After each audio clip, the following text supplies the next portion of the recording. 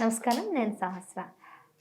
గుండె సమస్యలని పరిష్కరించడానికి జనరల్‌గా కార్డియాలజిస్ట్ చాలా ట్రీట్మెంట్లు చేస్తా ఉంటారు. కొన్ని సందర్భాల్లో ఎన్ని స్ట్రోక్స్ చేసినా, బైపాస్ సర్జరీ చేసినా స్ట్రోక్ వచ్చినప్పుడు సివియర్ స్ట్రోక్ అయితే గనక మనిషి ప్రాణాలతో బయటపడడం అయితే అది అసాధారణం. ఎందుకంటే అంత కష్టమైనటువంటి పరిస్థితినైతే రోగులు ఎదుర్కొంటారు ఈ గుండె సమస్యలున్న వాళ్ళు.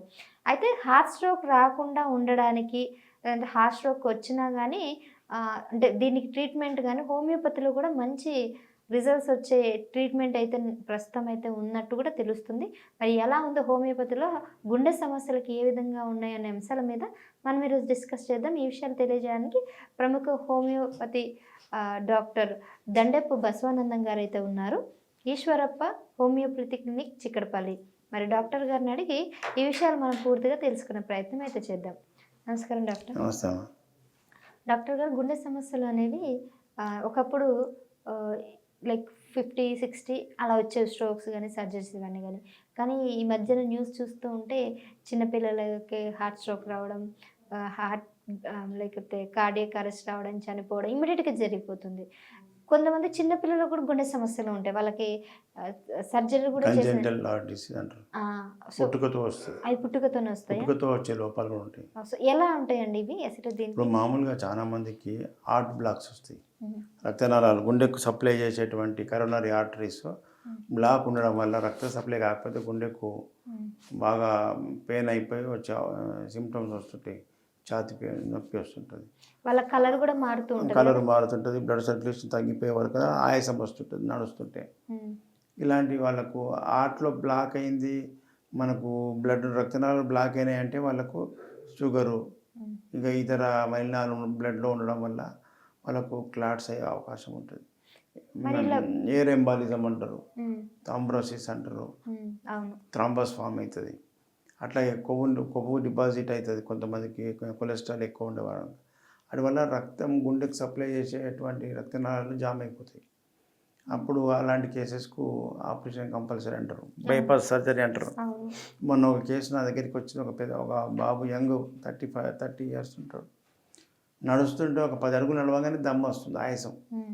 ఇది ఏంది అని చెప్పి మొత్తం పోయి చెకప్ చేయించుకుంటే కార్డియాక్ హార్ట్ రక్తనాళాలు జామ్ అయ్యి coronary open heart surgery compulsory అని చెప్పినట్ట. అంత డబ్బు పెట్టలేని పరిస్థితిలో రేపు చేయించుకున్న గ్యారెంటీ లేదు కదా. గ్యారెంటీ ఉండదు. మన ధన్మని పోయినా పోతుంది, డబ్బు పోయా మనిషి పోయా అవుతుంది.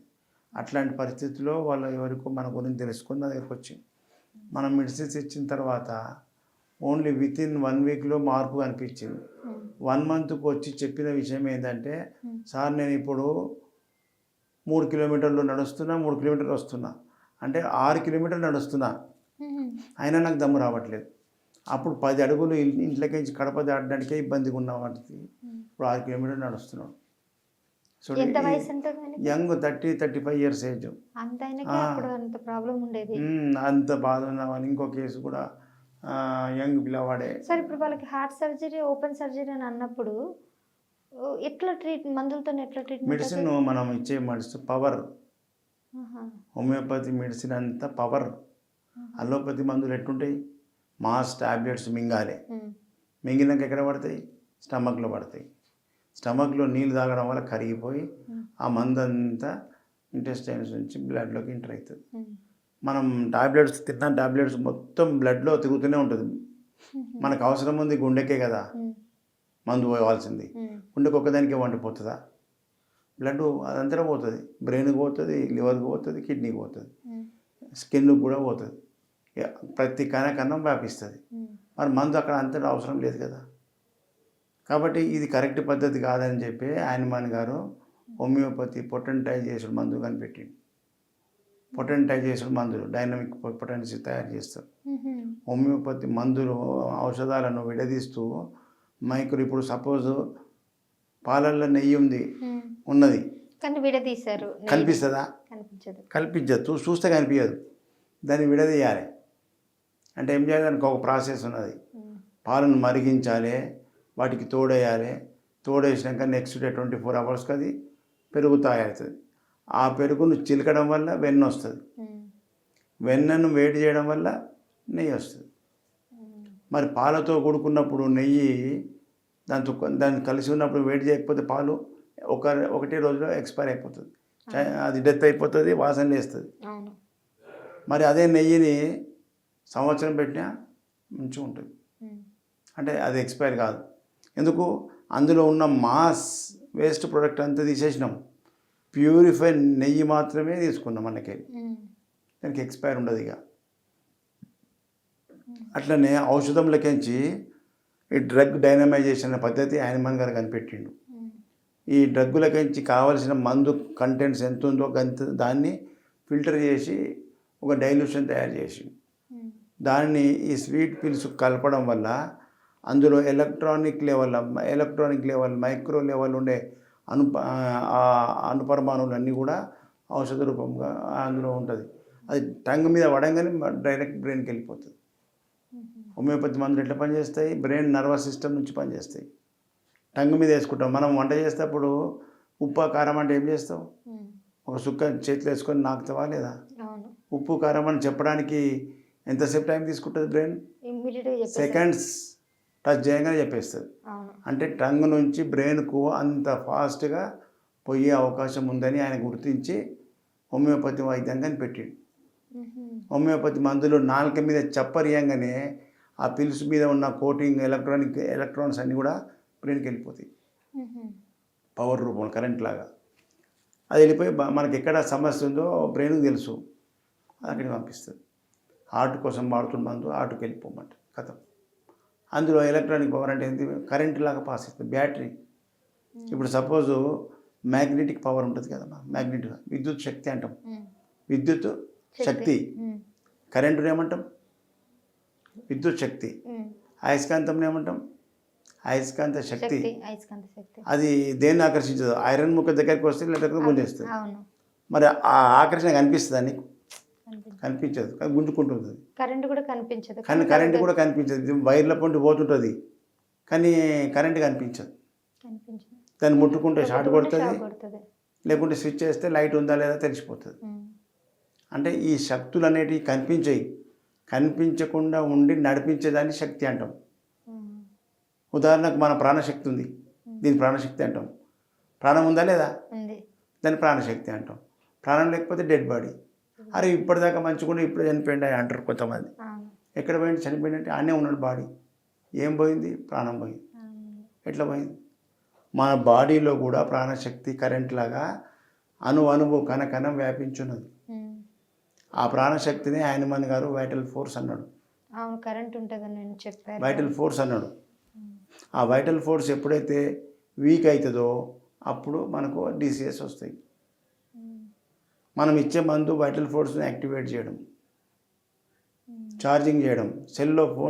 సెల్ ఫోన్ ఛార్జింగ్ అయిపోతే కాల్స్ రావడము మనకు తక్కువైపోతాయి, మంచిగా వినిపించదు, వాట్సాప్లో మెసేజ్లు పోవు, ఛార్జింగ్ తక్కువ ఉందంటాం మనం. మరి ఛార్జింగ్ చేయగానే ఆటోమేటిక్గా మళ్ళీ అన్ని ఫంక్షన్స్ అవుతాయి. సెల్ ఫోన్ ₹1,00,000 సెల్ ఫోన్ అయినా సరే ఛార్జింగ్ చేస్తే అది ఎట్లా పనిచేస్తుందో మన బాడీలో ఉండేటువంటి ఆత్మశక్తి ప్రాణశక్తి వీక్ అయినప్పుడే అవి డిసీజెస్ వస్తాయి. దాన్ని ఛార్జింగ్ చేసేది హోమియోపతి మందులు. అందుకే ఇది శాశ్వత వైద్యం. అవును, నిజమే ఇది. అయితే ఇప్పుడు మీరు అన్నట్టు ఇది చాలా పవర్ఫుల్ ఇంత కదా.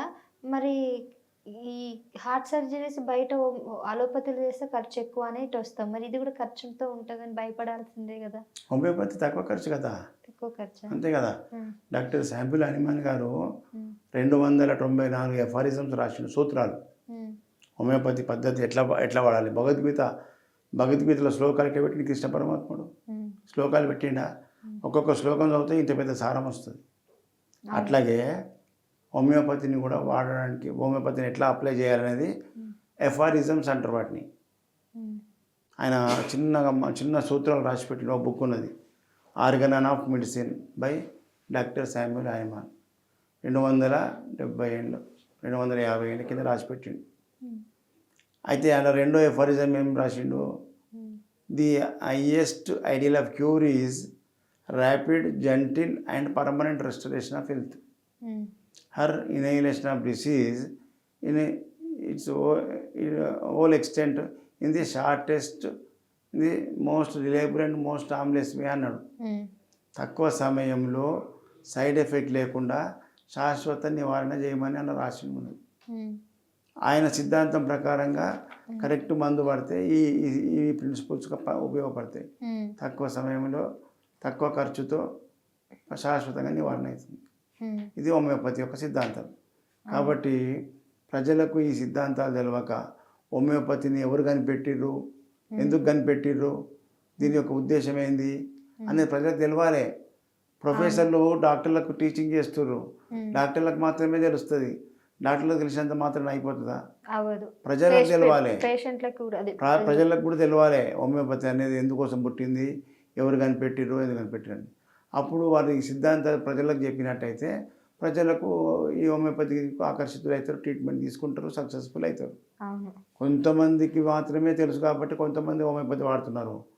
ప్రజలందరికీ తెలవాలంటే ఈ సిద్ధాంతాలు తెలుసుకోవాలి అనే ఉద్దేశంతో మనము టీవీ ప్రోగ్రామ్స్, లైవ్ ప్రోగ్రామ్స్లో కూడా మనం ఈ యొక్క సిద్ధాంతాలు చెప్పడం వల్ల ప్రజల్లో చైతన్యం వస్తుంది. ఓకే సార్, మీరు అన్నది కరెక్టే. సో ముందుగా ప్రజలు కూడా అవగాహన కల్పించుకోవాలి. ఏదైనా ట్రీట్మెంట్ తీసుకునే ముందు అసలు దేంతో బాధపడుతున్నారో, ఎందుకు బాధపడుతున్నారో, దేనివల్ల వచ్చింది, దీనికి ఏదైతే పరిష్కారం ఇస్తుందో వాటి గురించి కూడా తెలుసుకోవాలి. ఎలా పరిష్కరించబడుతుందని తెలుసుకున్నాక ట్రీట్మెంట్ తీసుకున్నట్లయితే మీకు మంచిగా త్వరగా నయం అవకాశం అయితే కనిపిస్తుంటుంది. అంతే కదా సార్? అంతే.